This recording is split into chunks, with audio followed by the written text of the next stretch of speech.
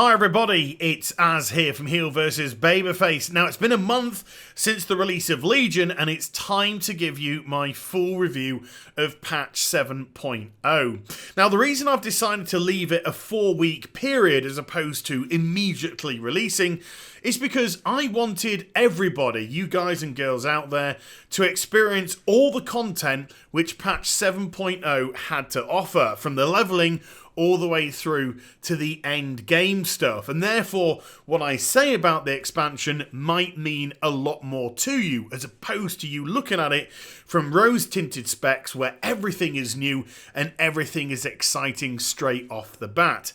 And what I've done in this review is I've actually broken it down by subheadings. So I'm going to go through leveling, I'm going to go through end game, which is going to consist of Order Halls, World Questing and Suramar, artifact weapons and artifact power, dungeons, raids, and finally PvP. So with that said, let's just jump straight into the review with the leveling procedure to start with. Now, the Broken Isles, which is the setting for Legion, is made up, of course, of 5 major zones. We've got Stormheim, we've got High Mountain, Val'sharah, Azsuna, and then finally the top-level zone of Suramar. And to me, the art department have completely excelled. They've absolutely outdone themselves here. These zones look incredible, and it's just so wonderful to see that with every expansion they just seem to get better and better and better, and each of the zones look unique, but at the same time the whole of the Broken Isles has a very synergistic feel to them. They flow very nicely into each other. It's not, for example, like in Outland where each zone looks outrageously and feels outrageously different from the one that you've just left. Not to say that there's anything wrong with that either. I just appreciate the way that the Broken Isles as a continent feels very much as a continent.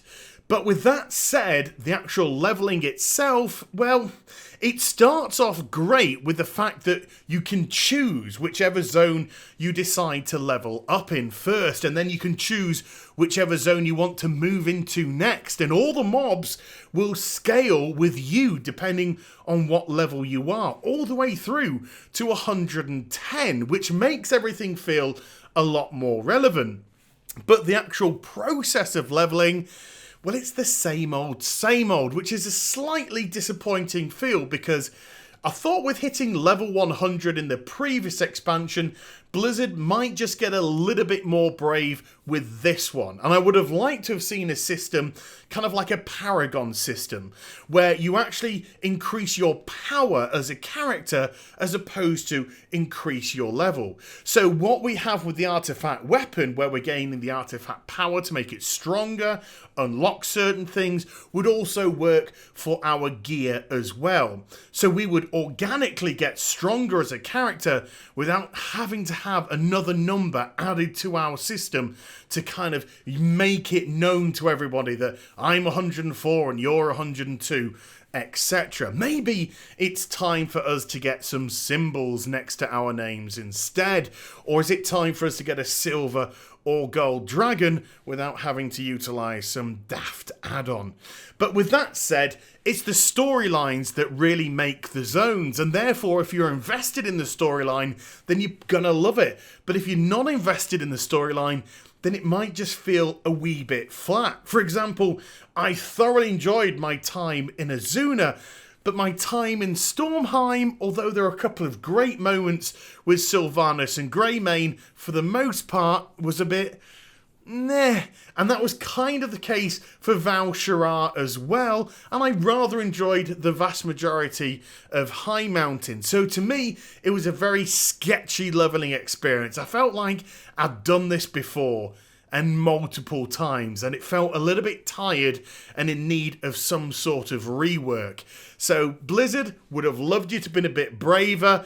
It wasn't bad, but it wasn't good. It was just same old, and that phrase is going to haunt us throughout the course of this review, but not necessarily in a bad way, because Legion itself seems to be a lot of same old. It's just how Blizzard actually utilise that same old to try and give a fresh feel. But with leveling, it just didn't work for me. So once that's done and dusted and you've reached level 110, which, let's be honest, should only take about a week or two at absolute best, we get on to what I believe is the most important aspect of any expansion, which is the end game, because the end game is responsible for the end 2 years or so of the expansion's lifespan. So I'm going to begin with something which starts off in leveling and then continues through to the end game, which is the Order Halls. And the Order Halls for me could have been somewhere extra special in the World of Warcraft. But in my heart of hearts, I've got to confess, I thought Blizzard would take the easy way out with them, and I think they have. And for the vast majority, I think Order Halls fall complete and utterly flat on their faces, which is so frustrating because once again the art department have created some incredible environments which to some degree do act out the class fantasy. For example, if I'm in the tower in Dalaran on my mage, yeah, I feel as if I'm in a mage environment doing magey stuff and mage business, and no one else should be involved but us mages here. Or the same if I'm on my warlock, or the same if I'm on my demon hunter.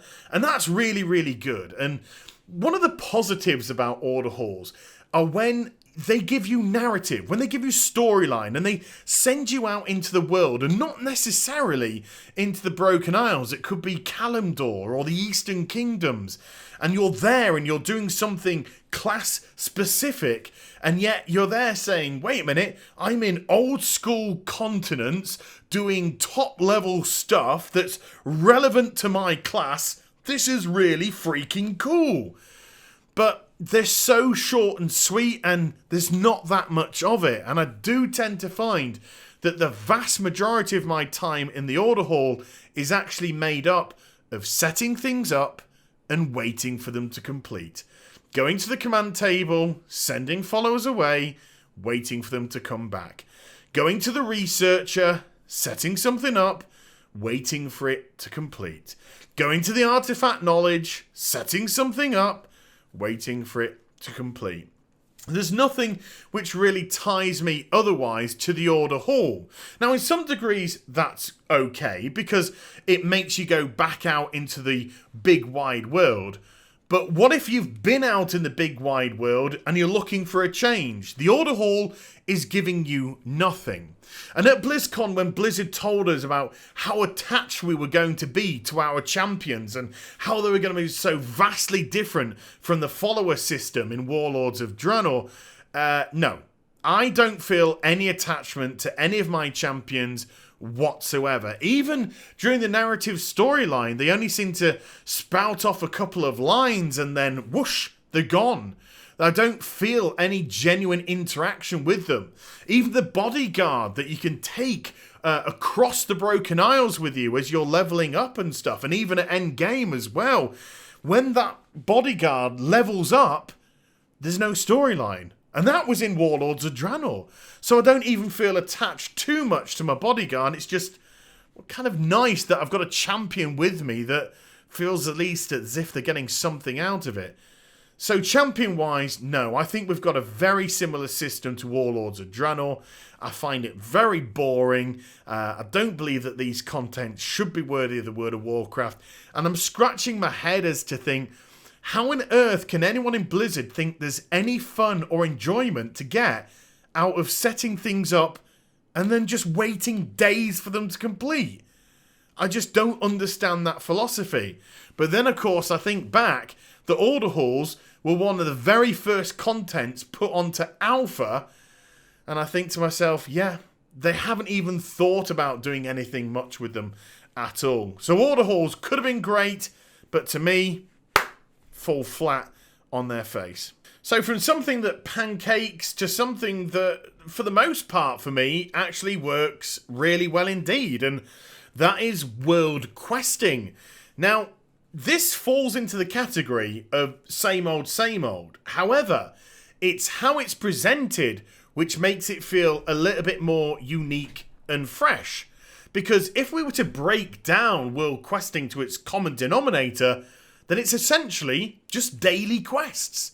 but it's how the daily quests are put in front of you which make all the difference. You see, when daily quests are just attached to a single quest giver, then we always feel obliged that we have to do them. If we don't do them, we're going to fall behind with either rewards or rep or whatever it may be. But this time, Blizzard are just giving us all the quests. They're just putting them there out on the table. And we can see where the quest is. And we can see what the reward's going to be. And then we can make an informed decision about whether or not we actually want to go ahead and do them. And that works brilliantly because, to me, it alleviates some of the burnout that we tend to get with daily questing. And I'm not all that bothered about not doing quests in a zone anymore. If I leave 4 quests in a Zuna, I'm not panicking that I'm going behind now on my reputation gains. I'm like, no, I didn't fancy doing those quests. I'll wait tomorrow for them to change and I'll see what rewards are on offer, or I'll see whether or not I find the quest rather fun to do, and then I'll make a decision about whether or not I'll go ahead and do them. Where world questings have a little bit of an issue is with the reward system, which isn't that varied, and to be perfectly honest with you, is a little bit boring. It just seems to be either gold, artifact power, order resources, a piece of gear, and that essentially is it. And then we might have, pet battles or the odd special one here or there. So when you're kind of going through a zone and you just see gold, gold, gold, or order resources, order resources, order resources, it kind of makes me want to click another zone really, really quickly indeed, because I'm sort of yawning at that proposition. So if there's a little bit more variety with the rewards, then I think that would spice it up a wee bit. That's something which can definitely come in future patches, so I'm not kind of getting too concerned about that right now. I think for the most part, world questing has actually worked very, very well indeed. Which takes us very nicely into the next piece of endgame content, which is Suramar. Now, Suramar, to me, is beautiful. I absolutely love this place. I loved it from the moment that it got put on the beta, and I love it right now. And here we are a month later after the launch of Legion, and this morning I dinged Exalted, and I think that's absolutely brilliant. I have seen quite a bit of hate on the forums for this place, but if you go into those threads and actually read what people are complaining about, it tends to be that they're not exalted already, or I haven't got this already, or that already. And it just seems to be very entitled people that don't understand that Suramar is here for the long haul. This is a storyline which is going to flow through other patches, and we're just setting things up. And already, since I've defeated on the beta the final boss in the Nightfall, I understand that this storyline is going to start escalating, and it excites me about where it's eventually going to lead to. So as for the environment itself and the Nightfall and who I deal with, I really feel attached to these people and their dirty crack habit with ancient mana. But when I'm physically in Suramar City itself, I do feel as if I'm infiltrating somewhere. I do feel as if I'm somewhere that I shouldn't really be, doing covert stuff. And that feels really cool, because that to me is immersive. And I do feel as if I'm part of that world, and that excites me greatly in the World of Warcraft, because it's a feeling that I haven't had for a long, long time. And of course, it's not just Suramar City, and it's not just the Nightfall, and there are other little nooks and crannies to explore when it comes to Suramar, and little short storylines here and there, which are also pretty cool to deal with as well. So I really like this end game zone feel. I really hope it's something that Blizzard look to do in the future and other areas. I like the fact that we start off and we have a narrative instead of just a bog standard set of quests to say, do this, kill 6 of them, collect 6 of them. I love the fact that we do have a narrative flowing through, and I feel as if we are progressing and we are developing as we're going through this zone. So Suramar, for me, gets 2 thumbs up because I think it's freaking awesome. So those 3 things, Order Halls, World Questing and Suramar, to me are the core open world endgame contents for Legion. And before I go into the instance-based ones, your dungeons, your raiding, and for the most part PvP, yes I know you can have open world PvP, but for the most part PvP, I'm going to have a chat now about the artifact weapons and artifact power. Aesthetically, the artifact weapons, they look great. I mean, they do look great. I haven't really heard anyone complain about what their artifact weapon looks like as a whole. You might get the odd gripe here or there, but for the most part, I think everyone's really, really happy with the way that they look and how they can evolve, and also the additional skins that you can find for them, etc., etc. So, great job there from the art department once again. Artifact weapons, they do fall under the category, again, of same old, because essentially it's just a talent tree that is attached to the weapon. An old school World of Warcraft talent tree, apart from this time, it's complete and utterly on the rails, and you can have everything. As opposed to one where you really have to, like, seriously choose which pathways you go down, which I know has led to cookie cutter builds, and the argument definitely could be made for, well, it's always going to degenerate into a cookie cutter build, so why not just have one on the rails anyway? Fair enough, I can go with you on that one. But the attachment of the artifact power to unlock these abilities really feels compulsory, because your weapon is the most powerful piece of equipment that you have, and the stronger it is, the stronger you are. It's as simple as that. So people that can invest a lot of time into this can really get ahead of the curve here, and people that don't have that much time to invest in it, I think, are seriously going to feel left behind, and that can gate them from doing certain contents like raiding, like Mythic Plus Dungeoneering, etc., etc., unless they have a very forgiving guild that they're involved with. And that could seriously lead to frustrated customers, especially if the artifact power does feel as compulsory as it feels right now. And on top of that, gaining the artifact power is a bit of a ball ache, especially when it's hidden behind, or at least the gains are hidden behind, the artifact knowledge person in your order hall, where you turn up and then you set them off waiting for 5 days or whatever it may be for them to complete their research. It's really unintuitive, boring kind of stuff. And when grinds feel compulsory, people get frustrated. So they look great, they do great things. Is it a trade-off on the boring nature of the grind of the artifact power? I suppose that's going to have to be left in the hands of the individual. So let's move on to something a wee bit more positive, which are dungeons. It is wonderful to see double figures in dungeons at the start of an expansion. We haven't seen this in literally years. And also 2 of them have very loose achievements attached to them as well. And I'm okay with achievements. I rather like having to do something to unlock a dungeon, even if it is pretty weak. All you have to do is push the story with the Nightfall and on a wee bit. But still, it's a nice little throwback to the days of the Burning Crusade. And all of the 10 dungeons are excellent. I haven't got a single problem with one of them. I think they have their own unique little charms. They do feel complete and utterly different to one another. They don't feel samey. The boss encounters are really cool, and what I have noticed is the boss encounters in these dungeons seem to have nicked some of the abilities from raid bosses in previous expansions. So it's quite cool that we're seeing that being brought into Dungeoneering.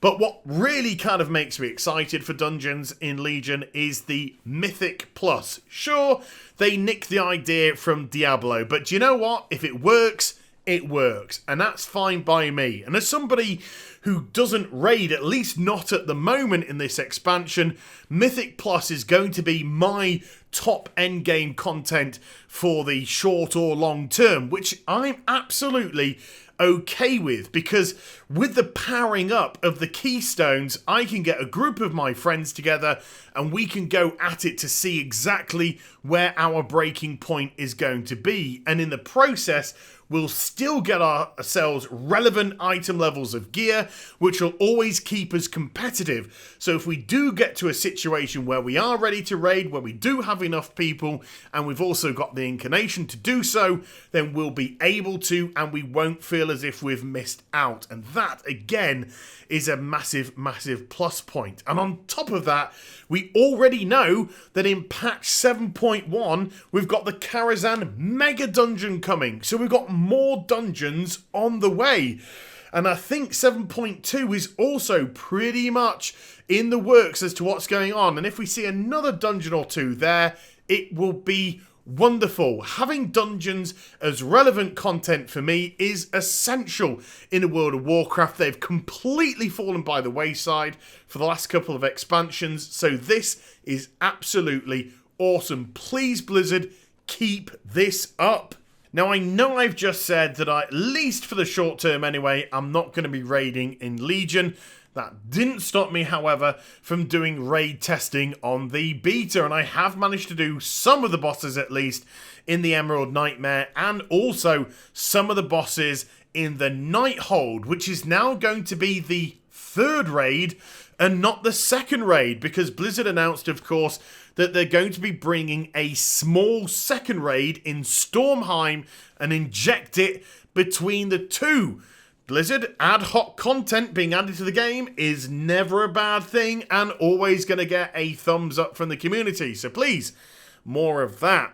And let's just put our cards on the table here. Raiding is Blizzard's bread and butter in the World of Warcraft, if you ask me. We haven't had a bad raid for a number of years, and the bosses which I did felt good. The mechanics were good, they were interesting, they kept you on your toes. It's just going to be this way with raiding. I don't think they're ever going to do a bad raid, because I think there's just too much passion from Ian Hazacostas in this. This is his baby, and if everything else is going to fall apart, he's going to make damn sure that raiding isn't. So yeah, it's going to get a big thumbs up. It's great to see that they've added a third raid. We know for a fact that we're also going to go into the Tomb of Sargeras for a fourth raid, and who knows, there may even be a fifth. So if you are a raider in Legion, it looks like you're going to get spoiled, and that can only be a very, very positive thing for you. Which now brings us onto our final piece of content, at least for Legion, which is PvP. Oh my goodness me.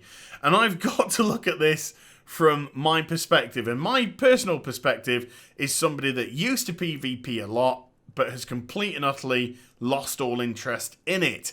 And the reason why is I just haven't felt as if I've got anything really to do in PvP. I'm sick and tired of doing the same old battlegrounds over and over and over again. There hasn't been a brand new battleground since patch 5.3, 3.5 years ago, which is complete and utter madness. So what we have now is Blizzard are in a situation that they are unable to make the Alliance fight the Horde. So what they're doing is they're putting in place novelty talent trees to give players power-ups to make them feel uber powerful and therefore try and get back in PvP that way, because they're going to be strong. And these free-for-all PvP areas, because if they can't get the Alliance and Horde to fight against each other, then they'll just get anybody who's willing to take up arms against anybody to fight. Now, this to me is just novelty stuff. And there's a saying, and that saying is, the novelty wears off. And it has already in this case. I initially went into the Dalaran sewers. Yeah, I thought it was decent fun, fighting people down there free for all. But I soon realised that the fun was superficial, because all I was really doing was farming the Sightless Eyes. And once I got the 20,000 and was rewarded with the Rat Stallion mount, I've not returned there. There's no hook. There's no reason for me to do so. And then up in the northwest of Azuna, I was having a little bit of fun clicking that pearl and turning myself into the Murloc and going around and smashing some players. But Blizzard have now nerfed the Murloc in half almost, So that novelty's now worn off as well. So I don't feel any necessity to get involved in this sort of PvP action. Whereas if I had a new battleground or two to get involved with, then at least I would have something fresh. And that way would also have Alliance versus Horde. That thing you're unable to do in the game. But I suppose until we have new battlegrounds, we're just going to get silly novelty PvP stuff put into the game. And that's essentially that. There's no reason for me to talk about class balancing or competitive PvP, because that's just what it is. You're going to get the same old again, and classes are going to be nerfed and buffed accordingly until Blizz deem them of equal polarity and all that kind of jazz. So that's pretty much all I've got to say on PvP. Novelty stuff, because they just won't make battlegrounds. It's complete and utterly bizarre. So just a couple more things to mention before I wrap this up. Number one, huge thumbs up for the score of Legion. The music is absolutely incredible. It's something that we do tend to take for granted if it's just there milling in the background in our minds. But there are some seriously beautiful pieces of music if you just listen to the score of the expansion. And yes, massive thank you and a big thumbs up for that, as mentioned. And Demon Hunters. One of the few brand new things which came into Legion, not reworked things, not reused things, not taken from other Activision game things, was the actual Demon Hunter itself. 2 specs. I like that idea a lot. I don't think there was a necessity to clutter the class with another spec. It made Blizzard concentrate fully on 1 DPS spec and 1 tank spec, which I think is a system which could possibly work for future expansions as well, unless they've got a really clever idea about what they want to do with a future class. I find it dynamic and fun to play. They built it up slowly but surely throughout the course of the beta. And of course, it's the class that I now play because I just do not want to touch a Warlock in the current state. They are just so awful. It's great that I've found a class that I feel as if I could go straight into and have a lot of fun with. And, it's tough bringing a new class into the World of Warcraft, but it does feel there. Of course, it needs to be buffed and nerfed accordingly to bring it in line with other specs, but that doesn't stop it from being a dynamic, fun class to play, especially with its maneuverability and glide abilities. They are awfully good fun as well. So, time to stick a grade on this expansion. So I give patch 7.0 an 8.0 out of 10. Yes, there are some areas that the game falls flat on. PvP just feels like a novelty thing now. Order halls just completely don't work for me. Artifact weapons, they're going to be a big bone of contention with the artifact power and stuff and all that kind of jazz. But there are some big positives as well. Suramar for me is a huge positive. The way that they've made dungeons relevant is a massive plus. The continuation of strong raiding and world questing, I personally believe it's a thumbs up and allows you to be more in control of your own destiny without burnout from questing. It'd be interesting to see how other people feel about that. So the pros absolutely outweigh the cons. It's a great start for this expansion. We're hearing good things about 7.1. We know they're also talking about 7.2, and they're pretty much down the road with 7.2 as well, without releasing any info to us. And that in itself is, again, a positive thing. Each, of course, patch will be graded on its own merit, of course.